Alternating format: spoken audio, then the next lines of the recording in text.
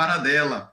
O professor André Paradella é mestre em Direito pela Faculdade de Direito da Universidade de Lisboa, advogado e professor, e vai tecer algumas considerações acerca do cabimento do agravo de instrumento na lógica da taxatividade mitigada. Professor André, um grande prazer tê-los conosco. Por favor, fique à vontade. Muito bom dia a todos. É um prazer enorme estar aqui com a família Sejais. E agradeço de antemão e mais uma vez a pessoas, professores Edgar Borba, Danilo Santana, desembargador José Aras. Motivo de muito orgulho estar aqui compartilhando na estrutura do Sejais. Também motivo de muita honra estar aqui na presença dos colegas, Marco Serra, Valnei Souza, desembargador Wilson Alves. Ouvi esses dias numa palestra que junte-se aos bons e em breve você será confundido com um deles. Então, estou aqui me juntando aos bons e espero que em breve também seja assim considerado. Muito bem, estou com a difícil missão de ser o último palestrante e vi que Valnei também passou por essa dificuldade de querer falar sobre as palestras anteriores e querer concordar e querer discordar dos palestrantes anteriores, mas o tempo é curto e nos impõe invadir o nosso tema que a gente se propôs a tratar. O meu, especificamente, do agravo de instrumento, e agora com essa nova lógica da taxatividade mitigada.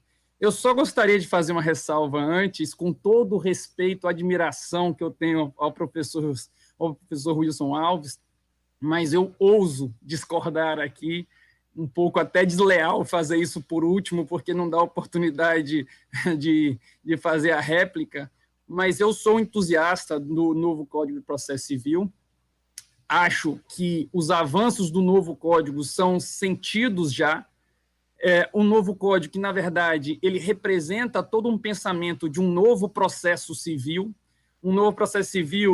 e esse novo código trouxe normas fundamentais, a princípio da primazia da decisão de mérito, a possibilidade da paridade de armas, viabilizar a realização de negócios jurídicos processuais, emancipando, portanto, a autonomia da vontade das partes, a possibilidade de fazer uma adaptação de procedimento, a ideia de livre trânsito das técnicas processuais, mesmo entre os procedimentos especiais, dever de fundamentação da decisão. Então, faço só a minha opinião contrária, com todo respeito e com toda ousadia até, mas tenho um entusiasmo pelo novo código e acredito que a gente já consiga sentir os resultados.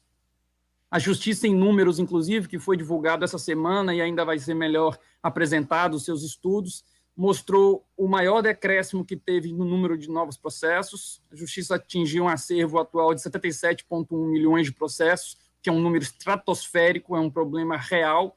E tudo isso e a importância dessas discussões, inclusive a gente vê que todas as palestras anteriores discutiram a questão do congestionamento e a questão do acesso à justiça, que o professor Wilson Alves, o mestre de todos aqui, domina esse assunto com muita qualidade. E todo o processo civil acaba sendo pautado pelo problema do congestionamento, né? E a gente precisa, de um lado, entregar um processo melhor, precisa entregar um processo mais eficiente, mas temos, por outro lado, um problema real, que é a questão do congestionamento, que não podemos também ignorar. Não adianta fazer o melhor processo do mundo, mas também é um processo que não entrega resultado para as partes. Muito bem, e aí nós temos, passando aqui para o tema, a questão do agravo de instrumento. Quando foi pensado um novo CPC, e aí o professor Wilson tem toda a razão, vendeu-se inicialmente a ideia de que precisamos de um CPC porque precisamos de um processo mais rápido, precisamos de um processo mais simples, precisamos de menos recursos, né? Os gritos iniciais do novo CPC eram nesse sentido. Mas quando foram, de fato, tentar mexer no sistema recursal, viram que não tinha muito de onde tirar recursos em espécie. Tiraram o agravo retido, os embargos infringentes, mas não tinha muito para onde tirar. O agravo de instrumento, ele é uma das modalidades recursais que mais sofreu alterações nas últimas décadas. Várias foram as mudanças legislativas tentando encontrar um modelo que respeitasse o direito da parte de ter o duplo grau de jurisdição e ter a possibilidade de revisão de uma decisão, mas, por outro lado, que não inviabilizasse os tribunais. Os tribunais estavam a virar tribunais de agravo de instrumento. Toda e qualquer decisão desembocava num tribunal e o tribunal tinha que se dedicar a um julgamento de uma decisão interlocutória. Muito bem. Então, o agravo de instrumento, desde o Código de 73, ele passou por algumas alterações para tentar encaixar um modelo que seja, de um lado, eficiente, mas, de um outro lado, que não inviabilizasse o próprio Tribunal de Justiça, os próprios Tribunais de Justiça, o Tribunal Regional Federal.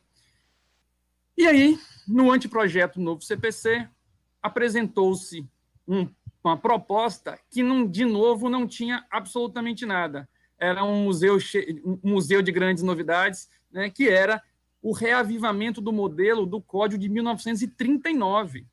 O Código de 1939 tinha como Código de Processo Civil vigente um rol, até então, taxativo das hipóteses de cabimento do agravo de instrumento. Só que todos nós sabemos que a capacidade criativa do legislador, de qualquer um de nós, ela é muito inferior do que a realidade. E aí o professor também, Wilson, falou isso, a realidade suplantando o direito. A gente sabe que a gente não consegue, por mais que estejam entre notáveis, entre um grupo grande, não há como vislumbrar todas as hipóteses que podem vir a surgir num processo judicial que devem ensejar um agravo de instrumento.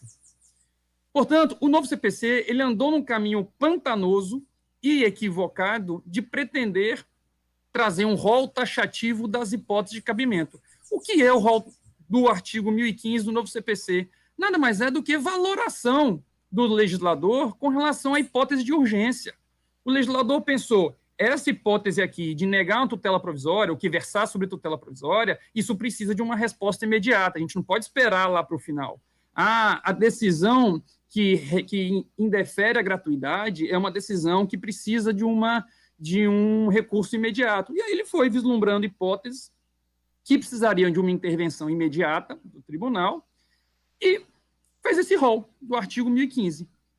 Mas o problema era óbvio, era aquela tragédia anunciada. Todo mundo sabia que iam começar a surgir situações que as pessoas teriam uma decisão interlocutória, abririam o rol do artigo 1015 e não iam encontrar nenhum inciso ali que permitisse enquadrar a sua decisão. Pois bem, e aí surgiu então com o artigo 1015 dois problemas grandes. O primeiro problema do artigo 1015 é como enquadrar as questões que apareciam como urgentes, mas que não estavam enquadradas no rol do artigo 1015. Considerando que a vontade do legislador, se é que isso é pertinente, analisar mens legis e tudo mais, mas é inegável que o CPC foi construído um rol taxativo. Quem se põe a analisar todos os debates durante o processo legislativo não tem a menor dúvidas de que o legislador quis um rol taxativo do artigo 1015. Tiveram várias alterações entre o anteprojeto do Senado e o projeto depois da Câmara, várias alterações na lei, até então no projeto, mas em todos os momentos o norte era um rol taxativo. Por quê? Porque tem agravo de instrumento demais. A gente precisa restringir esse agravo de instrumento e nem todo agravo de instrumento precisa ser interposto naquele momento.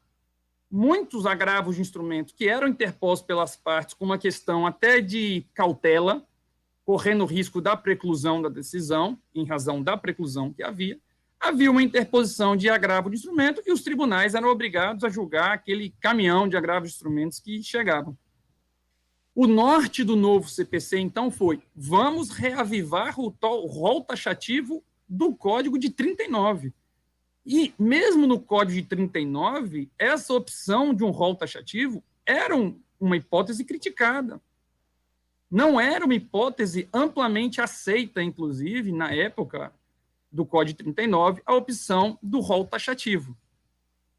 E olha que a década de 40, 50, 60, nós não tínhamos nem 10% da celeridade que nós temos hoje em termos de inovações, de novidades, novas relações jurídicas surgindo, e até a questão do tempo mudou muito nesse último século. Portanto, era óbvio que ia dar errado a opção de um rol taxativo, mas ninguém pode dizer não saber ter sido essa a opção legislativa do rol taxativo. O que o operador do direito precisou pensar diante desse problema real, que era um rol taxativo do artigo 1015? Bom, eu tenho dois caminhos a seguir. Ou eu vou começar a considerar que o rol do artigo 1015 ele é taxativo, mas eu posso aplicar extensivamente ou por analogia. Não é um rol meramente exemplificativo, ele é de fato taxativo, mas eu vou pensar e, de repente, enquadrar uma situação B como se fosse A, trabalhar, já que aceitou A, então pode aceitar B.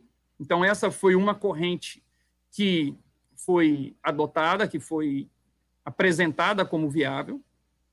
Uma segunda corrente falou, goste ou não goste, essa foi a opção legislativa. Não cabe ao tribunal, não cabe ao Poder Judiciário essa invasão na autonomia legislativa que decidiu por esse modelo do rol taxativo. E, portanto, essa é a situação. Está lá o rol taxativo. Se não tiver no rol taxativo, meus amigos, não cabe agravo de instrumento. Mas essa segunda corrente trazia um problema inevitável. Esse segundo problema é, já que não cabe agravo de instrumento, como tutelar o direito urgente que estava sendo ameaçado, ou já estava em vias de violação, ou que já foi violado.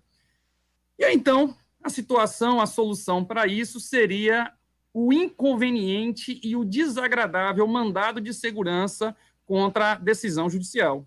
O mandado de segurança, que era o mecanismo utilizado no Código de 39, teríamos que retornar com essa utilização desse sucedâneo recursal, que é absolutamente pernicioso, inclusive para a gestão judiciária.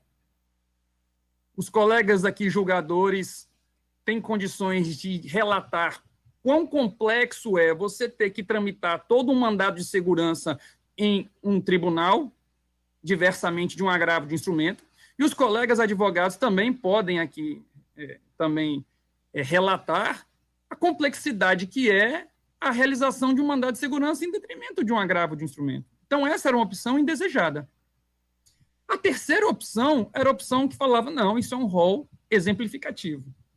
Embora estivesse aparentando a legislação falar de um rol exemplificativo, dali a gente não pode extrair isso, porque é uma solução inviável para o sistema. Você causa um problema maior do que a solução que pretende dar o legislador.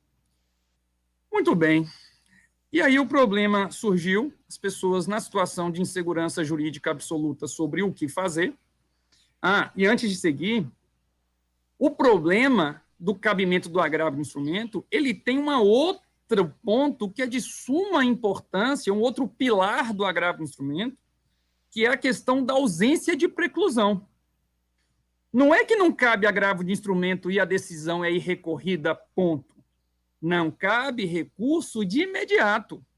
Você não pode recorrer naquele momento. Há uma recorribilidade que chamam de diferida. Quando que você vai interpor um recurso contra uma decisão interlocutória que não estiver no rol do artigo 1015? Você vai interpor um recurso de apelação contra a decisão interlocutória em sede de preliminar. Portanto, o que o sistema processual, o CPC, fez? Ele falou, se não cabe agravo de instrumento, não tem que fazer nada.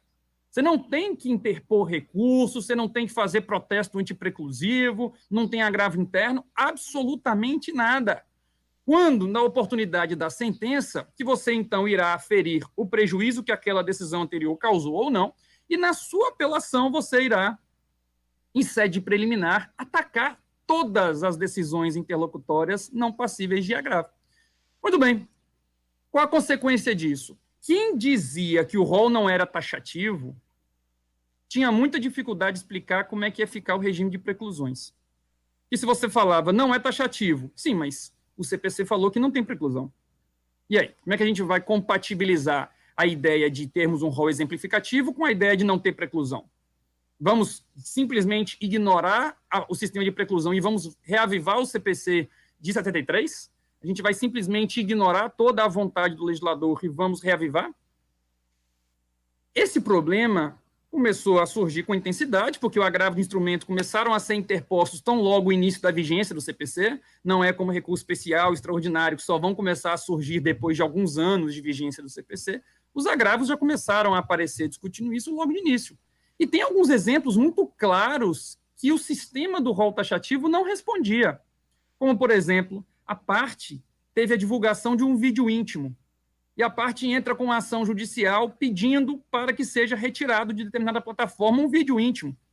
E o magistrado nega o segredo de justiça. Não havia recurso contra essa decisão.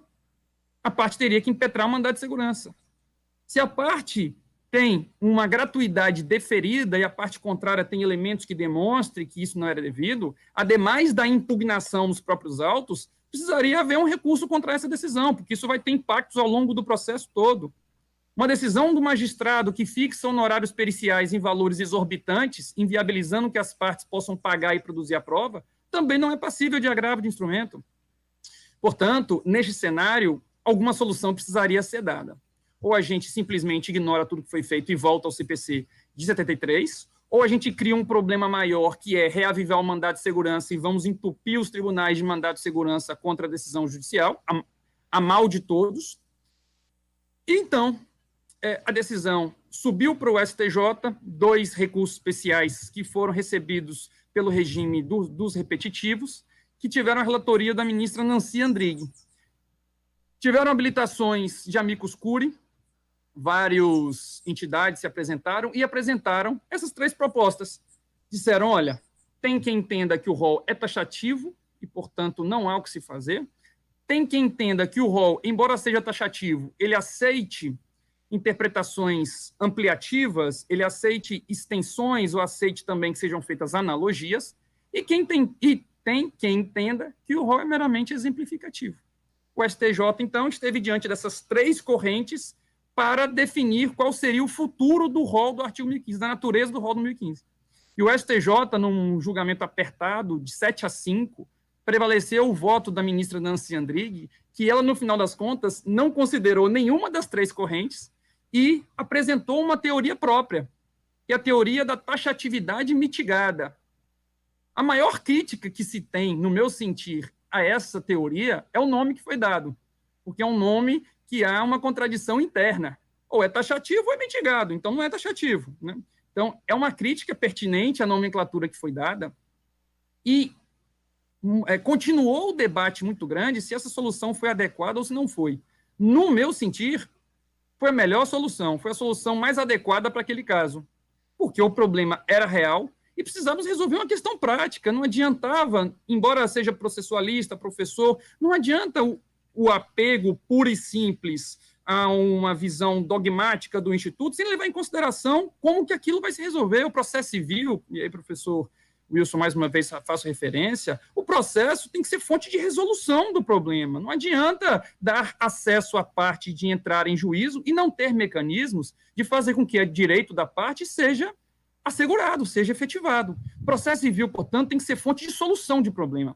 E esse foi o norte do voto da ministra Nancy Andrighi, na teoria da taxatividade mitigada, que eu gostei muito, que ela disse, olha, não há dúvidas que a vontade do legislador foi um rol taxativo. Ninguém duvida, nós não queremos simplesmente ignorar isso. Eu reconheço, trouxe um monte de discussões parlamentares, nós reconhecemos isso. Mas o direito não pode ser fonte de não resolução do direito. O direito é sistema. O processo tem a sua origem constitucional, como todo direito, e o direito constitucional impõe a solução dos litígios da melhor forma possível. E aí entra o princípio da adequação, do procedimento, enfim. O que restou decidido? Meu tempo está correndo e eu não quero extrapolar, inclusive, pelo horário. O que restou decidido pelo STJ nesse 2 RESPs que viraram o tema 988, salvo engano, que é o seguinte, olha, o rol é taxativo. Naquelas hipóteses do 1015, você tem que interpor agravo de instrumento sob pena de preclusão. Se você não interpuser agravo de instrumento nas hipóteses do 1015, opera-se a preclusão da decisão. Agora, além das hipóteses do 1015, as portas do agravo de instrumento não estão fechadas. Se você demonstrar uma urgência, no sentido de urgência como uma não só a urgência do seu direito, mas também a urgência para o procedimento, é você não inviabilizar um procedimento para ser discutido isso lá no final e ter que anular um processo todo. Então, se você tiver uma urgência, existe uma porta lateral que está aberta para o agravo de instrumento. No rol do 1015, você deve interpor sob pena de preclusão. Com fundamento na taxatividade mitigada, você precisa demonstrar a urgência. E, com relação ao regime de preclusão, achou uma solução que, no meu sentido, é adequada. Preclui-se a decisão no rol do 1015, mas a decisão que não está no rol do 1015 não opera-se a preclusão se não houver interposição. Torna-se, portanto, uma faculdade da parte a interposição do agravo de instrumento. Se eu não quiser interpor o agravo de instrumento contra a decisão que negou o segredo de justiça, tudo bem, eu vou querendo impugnar isso na minha apelação. Se eu não quiser impugnar a decisão do magistrado que fixou os honorários periciais em valores muito elevados, não tem problema. Eu posso interpor isso na minha apelação, sem que gere preclusão. Agora, numa decisão que versa sobre tutela provisória, por exemplo, inversão do ônus da prova, na distribuição dinâmica do ônus da prova, se eu não interpuser o agravo de instrumento, aí, portanto, há o regime de preclusão e não poderá depois novamente ser discutido naquele processo essa discussão. A decisão, portanto, do STJ foi uma decisão que resolveu um problema real. Há muitos processos, não é conveniente mandado de segurança para ninguém, o direito deve ser uma fonte de solução de litígios e não de novos problemas. E, portanto, vamos equacionar a opção legislativa do rol taxativo, mas também não podemos fechar a porta para tantas outras situações. Eu gostaria de agradecer mais uma vez imensamente. Vou aqui encerrar antes do prazo em razão do avançar do horário. Gostaria de agradecer imensamente o convite, me colocar à disposição para todo e qualquer debate posterior. É uma honra para mim estar aqui na presença de tão ilustres colegas. Boa tarde a todos. Perfeito, muito obrigada, doutor André, pela palavra brilhante que o senhor proferiu essa manhã, né, de sábado. Doutor André é advogado e professor, mestre em Direito pela Faculdade de Direito da Universidade de Lisboa. Devolvo a palavra ao professor Edgar Borba para finalizar o nosso segundo painel. Em verdade, eu queria agradecer ao professor André Pradella por ter aceitado o convite, muito feliz. Reiterar a minha gratidão ao professor Wilson, ao professor Valnei, aos demais palestrantes, a doutora Fabiana, a doutora Vanessa, o doutor Marcos Serra, meu querido amigo e irmão, professor Danilo Santana, e nosso queridíssimo professor José Aras, por ter capitaneado o nosso simpósio de processo civil de Sejais. Também, claro, gratidão total à Vitória por toda essa colaboração técnica. Professor José Aras, com a palavra, gratidão, bom final de semana a todos e todas, muito feliz, muito satisfeito com a participação de todos. Grande mestre. Meu mestre Borba, querido colega, amigo, somente eu agradeço a honra de poder também proferir aqui duas palavras, só dizer também que eu saio desse evento engrandecido. Como o professor Wilson disse, um grande mestre dos mestres, a gente sempre está aprendendo, sempre está estudando. Eu tenho aqui uma série de anotações que eu fiz hoje aqui no dia, um monte de lembretes aqui para aplicar na minha vida prática também. E, Valnei, eu imagino, quando o professor Wilson fez a palestra dele, eu estava lembrando da faculdade, né? Ele tem essa coisa provocativa, né?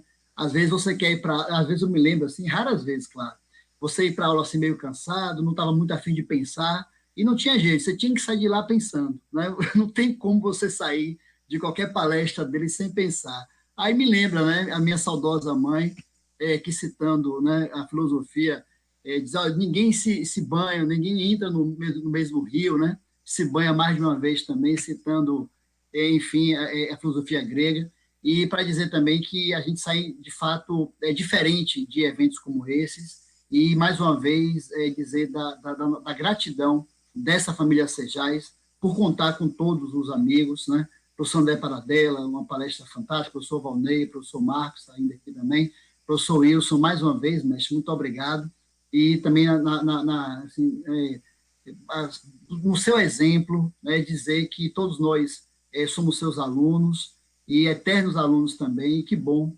que a gente sai engrandecido, né, de momentos como esse também. No dia de sábado, né, e aí, Victória, acho que eu te mandei, inclusive, um comentário inclusive específico do professor Wilson, não foi? De uma das nossas alunas. Se quiser, você pode também encerrar com essa lembrança. E também para agradecer a audiência qualificada que nos foi também concedida no dia de sábado, né? Logicamente, muitas coisas para se fazer, e as pessoas aí demonstrando, né, o interesse em estudar, o interesse em crescimento, que é o norte da nossa família Sejais, né? Possibilitar que todo o acesso ao conhecimento, e muitas vezes de forma gratuita, que é algo social também que a gente tem um papel muito forte desenvolvido aqui pelo curso, enfim, pela estrutura, para também possibilitar que amigos tenham, né, esses conhecimentos a mais também, e, claro, parabenizar todos esses amigos que se propuseram, né, a estudar um pouco mais e a pensar um pouco mais. Então, com isso, eu agradeço mais uma vez a todos, que outros eventos aconteçam também, e realmente a felicidade não cabe. Muito obrigado para todos aí mais uma vez pela atenção. Bom, pessoal, encerramos o primeiro simpósio, né, Sejais de Direito Processual Civil, com sucesso. Trago aqui também, para exemplo de todos os amigos e amigas do Brasil que participaram conosco, o comentário de doutora Andréa Hamburgo, que diz também ter sido uma das alunas de doutor Wilson nessa jornada, né, da advocacia. E eu gostaria de agradecer a presença de todos e conferir, claro, a cobertura ao vivo que nós estamos fazendo pelas nossas redes sociais. E peço que comentem, curtam, colaborem com esse debate e verifiquem como continuar participando dos diálogos nas lideranças do direito da Bahia e do Brasil, aqui com o Sejais. Muito obrigada pela participação de todos nesta manhã de sábado. Seguimos para o próximo evento e até lá, a próxima vez. Tchau, tchau, gente.